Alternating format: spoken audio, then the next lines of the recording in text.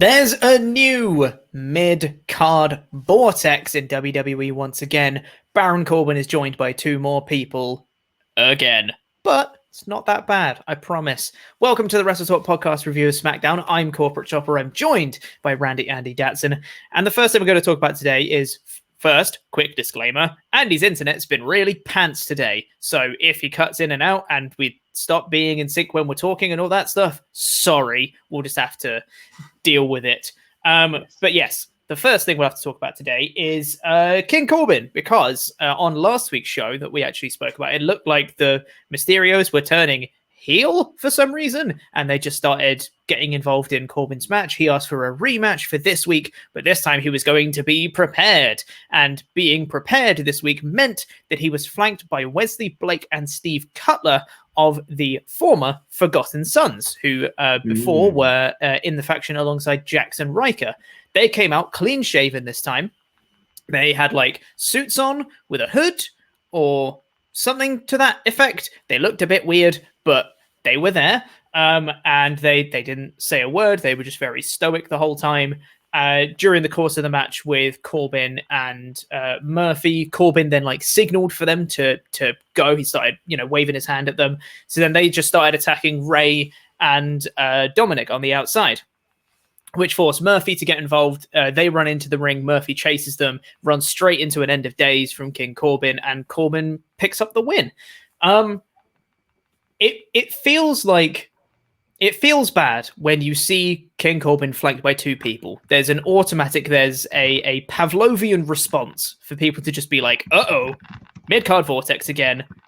Let's not do this again. That would be great. However, I'm more optimistic for Blake and Cutler. Firstly, because I'm happy for Blake and Cutler that it seems like the Forgotten Sons have just been quietly disbanded and they're not going to do that again, which is good for them, so that they're not painted with the same brush as Jackson Riker.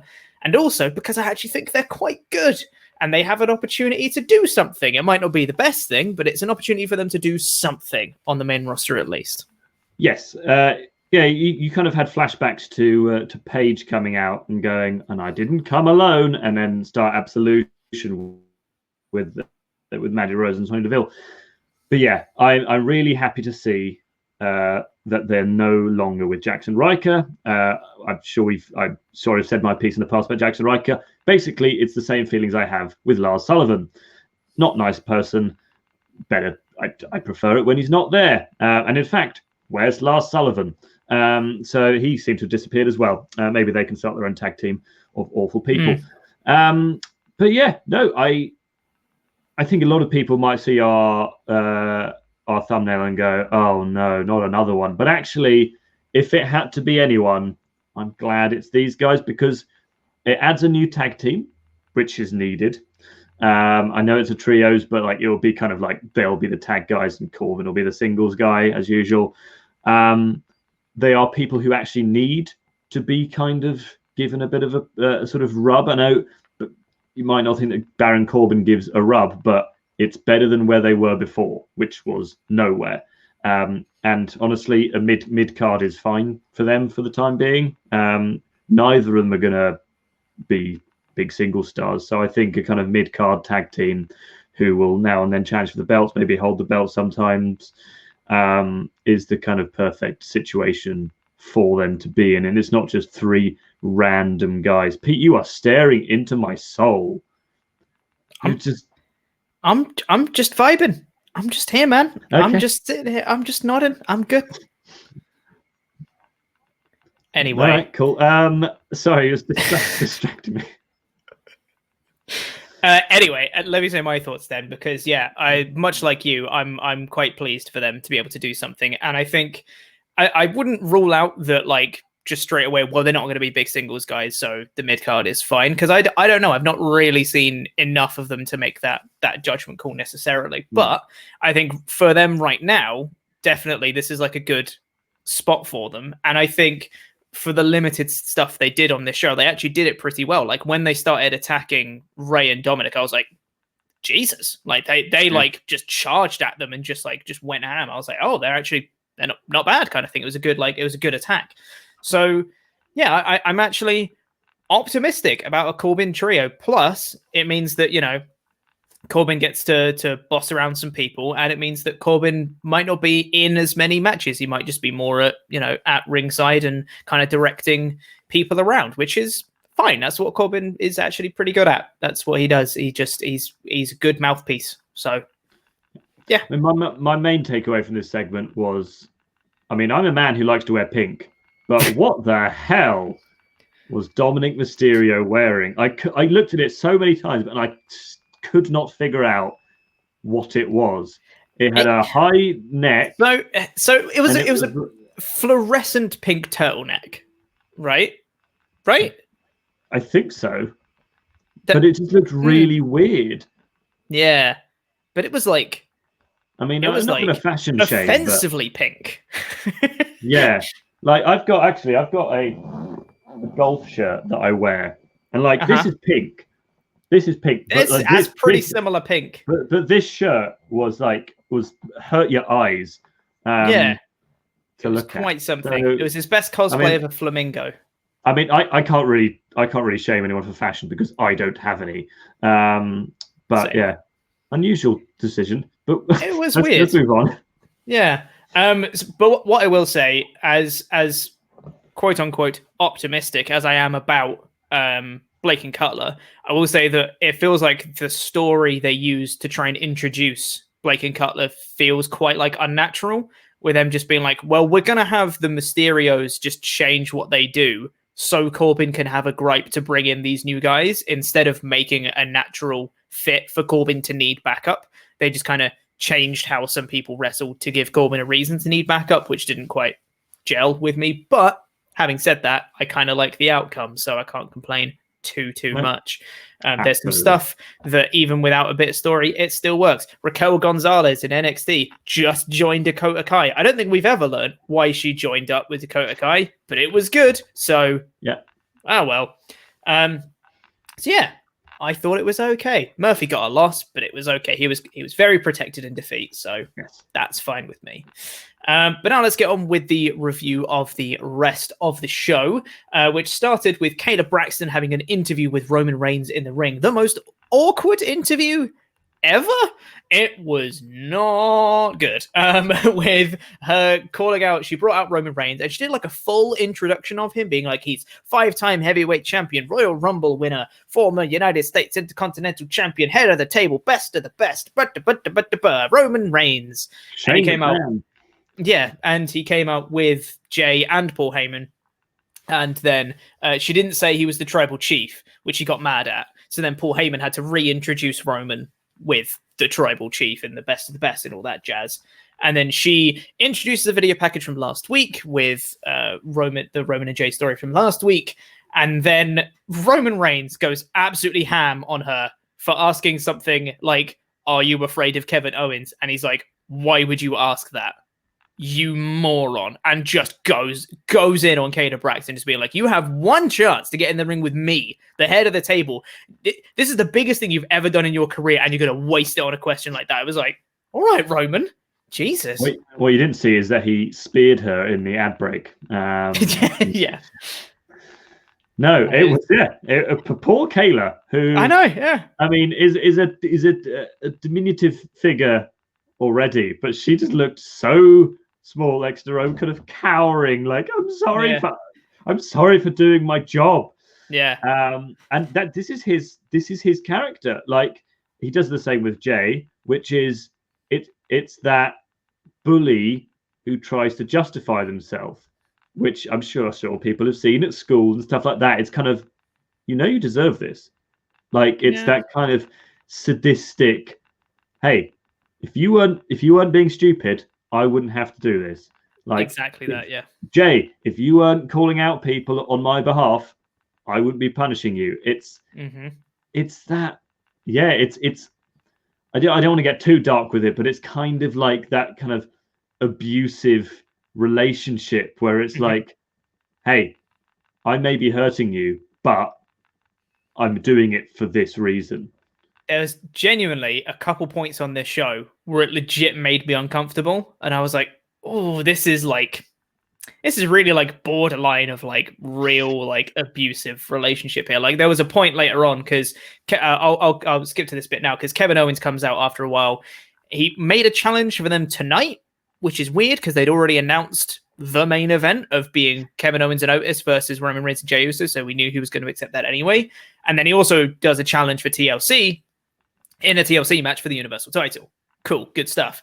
Jey Uso then accepts on behalf of Roman because he doesn't learn his lesson from Roman, and says, yeah, well, obviously we're going to accept. We don't back down from anyone. Backstage segment afterwards, then Roman says to Jey, Jey was saying to Roman, sorry, that he's like, I know I overstepped my line again. I'm sorry. It's just like he was disrespecting us. He was disrespecting me and he doesn't fear us. So I had to jump in. I got too hot. I'm sorry. And Roman was just like, hey, it's fine. I love you. There will be consequences. I was like, those two things don't go together. Of like the I love you and the there will be consequences. I'm like, oh, that's manipulative. Yeah, you say that. Shawn Michaels, Ric Flair. I'm sorry, I love you. That's different. Here's your career. Bye. That's different, and you know it. No, and then there was a bit in the main event which we'll get to later, which was just at the second bit that made me uncomfortable. We'll get to it later though, because that's a whole an actual big talking point. Then after that, we got Bayley versus Natalya, which was my least favorite part on the show because it's to build Bayley versus Bianca Belair, which is a feud I'm interested in, and I want to see them have a very good match, and I want to see Bianca win and go on to be a next kind of big star on SmackDown. Great. Bianca was on commentary, wearing some very fancy glasses, and Bayley was kind of, during the course of the match, was focusing too much on Bianca. She was hitting a move on Natalya, and then she trash talked Bianca from the ring. And then Natalya just comes back, and they wrestle for like a minute of them just hitting moves. She locks in the sharpshooter, and then Bayley just taps. And I was like, wait, so there's no distraction from Bianca? There was no, like, she's mouthing off to her on the apron, and then Natalya rolls her up or anything like that? It was just, she just taps. And I was like, so now that's just made everything worse, because if Bianca beats her, she's beaten a loser, whoop-de-doo. But if Bianca loses to her, she's losing to a loser. This didn't help anyone, because Natalya doesn't really benefit anything from the win, because Bayley hasn't won a match since August or something like that. It's been a long time since Bayley's won a match. What was the point of this? I feel like they were trying to tell a story and they didn't. Yes. I mean, I don't understand it. But I know.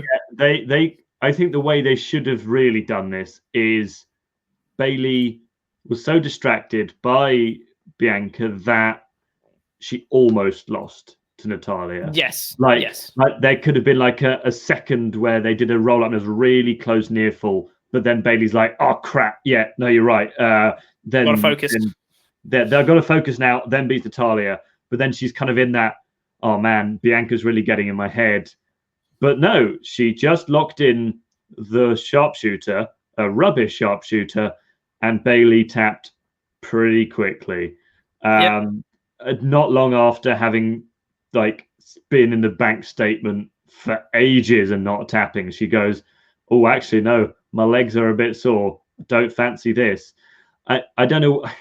I guess the other story they could tell, which they shouldn't, is that Bayley was like, oh, well, I don't care about Natalya. I just want to get out of this match. I'll just tap to get out of it. But that would be stupid. That would be stupid. But yeah, I don't really see how they're going to get around this. I mean, is Natalya going to come out next week and go, look how great I am. I'm Natalya. Is this somehow going to build to Natalya being Sasha Banks' next challenger? Guess that would make sense because I don't think Carmella's going to beat her. It was it didn't really make sense, which is a shame because a lot of the women's stuff in the last few weeks has been really good. And I was really looking forward to a Bayley Bianca Belair feud, but not like this. No, I'm still looking forward to the match. I think their match could be very good, but it's just it doesn't mean as much if Bianca wins now, because Bayley was the champion for over a year, and now you've taken away. They're trying to like actively make her not special anymore. She should still be a featured attraction, even if she's not your top champion, and she's not anymore. They're just taking all the shine off of her, which is not a good idea in my book. There were several. We'll talk about them all now, but there were several Pat Patterson tribute videos throughout the night. They were all great, really heartwarming stuff. Amazing stuff. Like, Pat was such a huge part of WWE's success, and it's great to see him immortalized in a way through this. It was really heartwarming, really good. Even Michael Cole did Pat Patterson's classic like rib that he always did on people of going up to someone and being like, "Oh, do you know who's been talking about you?" And they go, "Who?" And he goes, "Absolutely no one." That was always Pat Patterson's thing. Even Michael Cole did that on commentary, which was nice. And they did a Pat Patterson tribute match after that as well, which had the first Intercontinental Championship that Pat won in 1979 out at ringside, which was great. And they had 6 former current Intercontinental champions out in a 6-man tag match, which was Daniel Bryan, Rey Mysterio, and Big E versus Dolph Ziggler, Shinsuke Nakamura, and the current champion, Sami Zayn. And this was a fun match, topped off by Big E's got new music, everybody. Wow. Yeah, new music, and the chalk is back, everyone. Doing the big clap with the big chalk cloud coming out. I was like, ooh. It's like nostalgic. I quite like seeing it back. The new music is good. It's going to take a while for me to get used to him not having the New Day's music and not the iconic, the place that we're in. Yes. It's going to take a while for me to get used to that, but I think this is a good song, and it's done by Wale, who's our best mate. He is our best friend. Yeah. I have no... Yeah, no, I think it's, like you said, it's going to be weird, but I think it's the right decision because they did need to distance him, because otherwise he's just still, he's the big guy. He's the funny big guy from the New Day, but now he's actually Big E, not Big E of the New Day. Yes, exactly. Yeah. And the match itself, I thought was really fun. There was just a lot of really fun, fast-paced action. There was loads and loads of like counters and people coming in and out of the match, just really like fast-paced back and forth action the whole time. Really like some really cool spots where Rey Mysterio went for like his rolling bulldog that he does, and Sammy just caught him and did a blue thunder bomb. There was a nasty-looking brain buster, not on the apron this time, thank God. But then Sami Zayn took the pin, which I was like, again, he's the champion. There's 2 other people right there who are not being protected in Dolph and Shinsuke. You can make an argument for Dolph because him and Rude beat Street Profits last week. Shinsuke ain't being protected. I mean, he could take the pin. I mean, these are big names. Daniel Bryan, Rey Mysterio, and Big E. Having a loss to one of those guys isn't the worst thing in the world. Like, I don't know. It just feels a bit weird that they're making Sammy take the pins all the time because he's supposed to be really smart. I don't know. Didn't sit right with me. No, like you said, there are other people who could quite comfortably. I mean, they even then just spent the end of the match just beating up Dolph Ziggler. So why not pin Dolph Ziggler and then just beat him up? Because he's not important at the moment. He's not being pushed in the tag division. He's not being pushed. He's kind of being pushed in the tag division, but really doesn't matter. Like, he's not. This was a match that was so unimportant to storylines because it was what it was. It was a tribute. It was a house show match, is what it was. It didn't really matter what the outcome was. However, and because of that, don't pin your champion. Yes, exactly. Yeah. And you could make the argument that because it's a tribute match and it doesn't matter too much, that it doesn't matter that Sammy got pinned, but it kind of does because the story still continues regardless of if it's the tribute match or not. But yeah, big house show vibes at the end of this. 3 babyfaces get back in the ring. Dolph's all alone. It's a big, oh God, I've forgotten the name of the move. Atomic drop onto Dolph, who spends ages selling around the ring and then drops onto the second rope in perfect position for a 619. Which, it's just house show comedy nothingness. It's just babyfaces beating up a heel. It was fun. It was fine. After that, we got Kayla Braxton backstage with Kevin Owens. And Kevin was saying, I used to look up to Roman, but now I don't know whether it's Heyman getting it in his ear or what. But he's changed. He used to be one of the boys. He was part of the locker room with all of us, but now he's got his own locker room. I don't know what's going on with him. And then Kalisto was there with a fedora on. And then he left. And then Kevin just carried on his promo. And I was like, what was that? Why was he there? Yeah, it feels a lot like those Shelton Benjamin promos, which was just him going, and then it didn't come to anything. Obviously, are we just going to have Kalisto turning up with this? I would have loved it if Kevin had just turned on and punched him, and then he'd just gone down and like, right, okay, that's better than him just walking in with a hat on. Yeah, it's Kalisto, but he's got a new hat. And he didn't know what a fedora was, despite the fact he was wearing a fedora. I was like, what's the punchline here? I'm very confused. It almost felt like he wasn't supposed to be there. Like he just walked into a shot without realizing that they were filming the segment. So then he was just there, and Kevin was like, "Oh, hey, I like your hat," and he was like, "Okay," and then walked off. And I was like, you'd been forgiven for thinking that, but the fact that he was wearing a fedora on top of his mask makes you think, oh no, this is something someone thought would be really funny. Maybe backstage, and it was kind of right. Roster, we need someone to wear a fedora and walk into a shot. Well, I'll do it. Yeah. I don't know. Whatever. We've spent far too long talking about Kalisto's hat. Otis comes up to Kevin Owens, the two fist bump, and they say they're going to win in the main event. We got another Pat Patterson tribute video, and then we got Sasha Banks and Carmella sitting down for a sit-down interview, and they got some story. Finally, it's been quite a while, but finally they've got some story. It's not just them attacking each other. And I thought the story makes sense as well. I thought that the actual back and forth with them at the start actually felt quite natural. They were cutting each other off at very natural points. It felt very kind of fluid. They were making valid points that their characters would make. And then Carmella, the actual crux of what was going on was Carmella essentially saying that I walked into this job and I'm already better than you with half the training. You spent your entire life wanting to be a wrestler and pouring your blood, sweat, and tears into it, and you've worked really hard to be here. I didn't have to work hard at all, and now I'm here. Look where I am. I'm amazing. And I was like, that actually makes perfect sense for both their characters. Because with the constant reminders of Eddie Guerrero being Sasha Banks' hero and stuff like that, you understand that Sasha Banks is a long-time wrestling fan. And with Carmella's current character, you can honestly believe that she just kind of waltzed into the job. It works. It's simple and it works.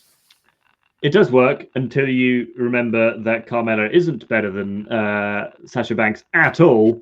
Yeah, but she's a heel. She's allowed to think she's better. Yeah, I know that. But no, I very much doubt that Carmella's going to walk away next. On the 20th at TLC with the belt. But yeah, at least they are doing their best to justify why she's acting like she is, which is always good. A justified heel is always better, even if their justification is just that I'm a heel, therefore I think I'm better. Yeah, but it makes sense for her. She's always I'm glamorous, I'm amazing, everyone loves me, I'm the best, which is fine. That's her gimmick. Yeah. And then we got Street Profits backstage. We got the Murphy and Colby match after this. And then we got Street Profits backstage cutting a promo on no one. They were literally just cutting a promo, but to each other, and no one else was there. I was like, why are you doing a promo? This is weird. And then Bobby Roode comes in and says, we're better than you. And then Cesaro comes in and goes, no, me and Shinsuke are better than you. And then they all go blah, blah, blah, blah, blah, blah, blah. And then the segment ends. I was like, what was this? This was SmackDown going, we do have tag teams, we promised. Yeah. And that was it. Two Franken teams. I know they've both been sort of together for now and then for quite a while. One, but only, and now that the Forgotten Sons are there, there's only two, I would say, proper tag teams who are always a tag team and who are always tag team wrestlers. Which, and there's not an issue with that. I mean, obviously, some of the best teams in the history have been Franken teams, but yeah, I just don't really care about this. But we'll see. And the audacity, because I was actually awake while the segment was on, and I was just scrolling Twitter, and I saw the tweet from the WWE account being like, SmackDown's tag team division's really heating up. I was like, no, it isn't. But this would all be solved if they announced that it's going to be a 6-man, well, like a triple threat tag ladder match at TLC. I'll watch that and be happy. Yeah, totally. I think it'd be great. Then we got another Pat Patterson tribute video, and then we got the main event, which was Otis and Kevin Owens versus Jey Uso and Roman Reigns. And something I really liked for this one was, as has always been the highlight for the past 2 months of amazingness that's happened, is Jey Uso selling this so well. He came out after Otis and KO, and when he was on the stage, he was getting hyped up, kept looking back, waiting for Roman. It's like, and then his look back's kind of got longer, and then a little bit longer, and then he starts walking down the ramp, and he's still kind of looking back, and then there's just a moment where he just goes, "Oh God," because he knows that Roman's not coming out. And I was like, that is brilliant. I love it for so many reasons. One, for Jey selling, and also because it still paints Jey as a babyface, because now he's at a 2-on-1 disadvantage, which I loved, by the way, because you're still supposed to still be rooting for Jey. You understand that he's being manipulated, and the stuff he's doing against his will and stuff like that. It makes perfect sense. I love it. But then eventually, I'll say as well, really liked Otis in this match. I thought he came out looking really strong to start with, because he did not mess around with any of the comedy stuff. He just started chucking Jey around and just started punching him. Hit like this massive clothesline on him and stuff. And I was like, great. Some fire from Otis. Love it. Eventually, Roman comes out, joins him on the side, and just before he gets attacking, he goes and beats up Otis and destroys him with the steps on the outside. Wipes out Otis for the entirety of the rest of the match. So as soon as Roman comes out, now that the numbers have flipped, it's now a 2-on-1 advantage against Kevin Owens. And I was like, that is so good, because you had the psychology before of Jey Uso being the underdog, but as soon as Roman's on his side, suddenly they're the really dominant threat against the one person. I loved it. It was great. It was great, but why wasn't that a DQ? There's a question. Why wasn't it a DQ? Because, okay, the steel steps have never been a DQ, ever. If someone chucks someone into the steel steps, that's not a DQ. But people are under the assumption that if you actually take the steel steps and hit them with it, that's a DQ. Also, follow-up question. If you put someone through the commentary table, not a DQ. If you put them through a regular table, that's a DQ. If you throw someone into one of the commentary chairs, not a DQ. If you take a chair and throw it at someone, that's a DQ. I don't understand the rules. I guess it's, if it's the table one doesn't make sense, but if it is an inanimate object that's just there and you throw someone into it, you've just pushed them, they're the one hitting the thing. But if you are holding the thing and you make that hit the person, if you're the one, it's like that kind of subject object thing, isn't it? So if the object that you've got, you use the object on a human, that's a DQ. But if you use the human on an object, that's not a DQ. Follow-up question. What if you trap someone's hand between the steel steps and the ring and then you kick the steel steps? Why isn't that a DQ? Because you caused you are the person. No, wait, why is it not a DQ? Because it's not. Because it's not a DQ. Yeah, it doesn't make sense. See, I didn't realize I was on this podcast with Bruce Pritchard. Trying. It doesn't make sense, and to be honest, I'm kind of overthinking why it doesn't, because for a long time, DQs in WWE have not made a lick of sense, and this, I think, just looked really cool. If they're going to say it's not a DQ for this week, sure, whatever. It's not a DQ. Fine. And like I said, I was willing to overlook it because there was so much other good stuff going on with the psychology of the match. I think was done perfectly with Jey being the underdog and then flipping as soon as Roman came out to make them a 2-on-1 advantage, which was great. Kevin Owens looked great as the underdog trying to fight back. And then there was a point where the two of them kind of assault Kevin Owens, one from the front, one from the back. Jay goes up for a splash, and Roman calls him down and says, "No, I'm supposed to finish this match. Get down here and tag in." But that kind of time frame allowed Kevin Owens to come back. But then Roman just lost patience. He just got inside without the tag, got the guillotine on Kevin Owens, and referee called for the DQ. Which is fine. Again, it's another DQ finish, but it makes sense. I like it in the context of the story. I don't mind these DQ finishes when they make sense. There is a way to do a DQ finish. There is a reason DQ finishes exist. And this is one of them. It fits with the story. I really liked it. I thought it was great. Absolutely. No, I really, really enjoyed the match. All the kind of it was a great match, but it was also a brilliant angle. That's you don't get that a lot. And the finish, the kind of post match was awesome as well, with all the chair shots. And once again, it was that whole when Roman suddenly turned on Jay after they were wailing on Owens with the chair. You should probably explain what that is for people who haven't seen the show. Sorry. Yeah, right. So after the match,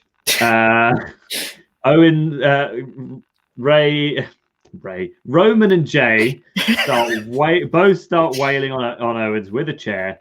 And it looks like this is kind of like full heel. Like we're just going to smash you up. Like it looked like Roman had kind of gone, look, I gave you the disadvantage at the start, but now we're back as a team. And then Roman just turns and just starts destroying Jay.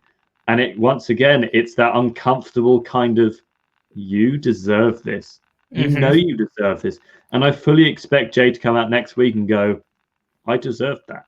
Yeah. I was an idiot. Not to come out and go, Roman, why are you hitting me? It'll be it will be, I deserve that. I disrespected I stepped out of him. line. I stepped out of line. I mean, I love it. I just really like it.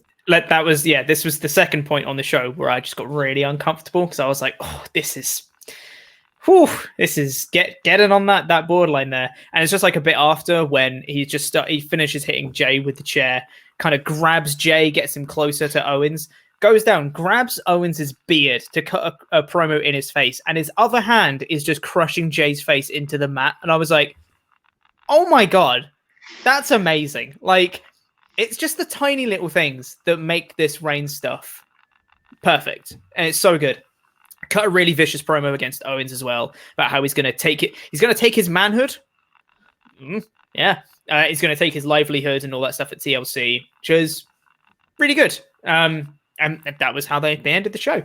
Overall, I thought it was a good show. There was lots of positives to take out of it. I like the fact that Carmella and Banks have now got some actual story. I like the obviously the Jay Roman KO stuff has been great. Always the highlight of SmackDown. Blake and Cutler coming out with Corbin, I'm optimistic about. I hope it's going to be good.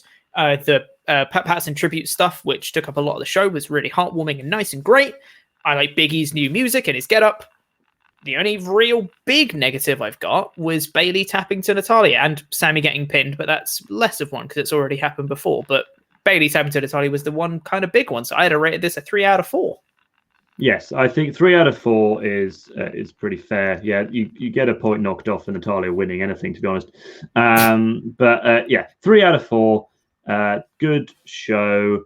We got 2 more episodes of SmackDown before TLC. Yep. So, really interested to see how they continue to build all of these feuds, really. Yeah, exactly. I'm super into Reigns Owens right now. I think it's going to be a great match. And also the build is hopefully going to be just as great as it has been so far. It's going to be awesome. Right. But before we get out of here today, we now need to say thank you to some very special people. And those are our $25 and above pledge hammers on Patreon. If you've not been over to our Patreon page yet, you should, especially because by the time you guys are watching this, the poll for WrestleTalk Extra for December will have gone live. So you guys get to vote on what pay-per-view gets to be reviewed. There's loads of awesome suggestions for the month of December that loads of people want to watch, so go over there and vote if you want to get involved. But if you pledge at the $25 tier or above, you get your own custom wrestling nickname, and it gets read out on a show much like this one. So thank you to the Mayor of Painesville, Dan. Woo! Thank you. Yeah. Thank you. The Blacksmith, Jason Smith. Woo! Yes, thank you very much. The British Bulldog, Philip Boy J. Smith Jr. Woo! Oh, Yes. yeah. Ryan Disco Stewart. Woo! Yes, thank you very much. He can last, Sean, for longer than you in the ring. Hey, thank you very much. The Cleaner, Kenny Shaw. Woo! Yes, thank you very much. Shield Maiden, the Zornice. Woo! Thank you. He's no jackass, Dano. Woo! Thank you very much. The Rocket, Dan Van Sky. Woo! Thank you very much. Rob Steiner Recliner. Woo! Thank you very much. Bad Connection, Thomas Lagden. Woo! That's me today. Thank you. And finally, Blompier's #1 fan, Tom Delves. Woo! Yes, thank you very much. Thank you to all of our Patreon backers, and thank you for watching. Please press the videos on the screen that have just appeared. Please press the videos that have just appeared on the screen to catch up with the latest awesome WrestleTalk stuff, and a button in the middle that will make you become a pledge hammer on Patreon. I have been Corporate Chopper. I've been joined by a very laggy, randy Andy Datson, and that was SmackDown.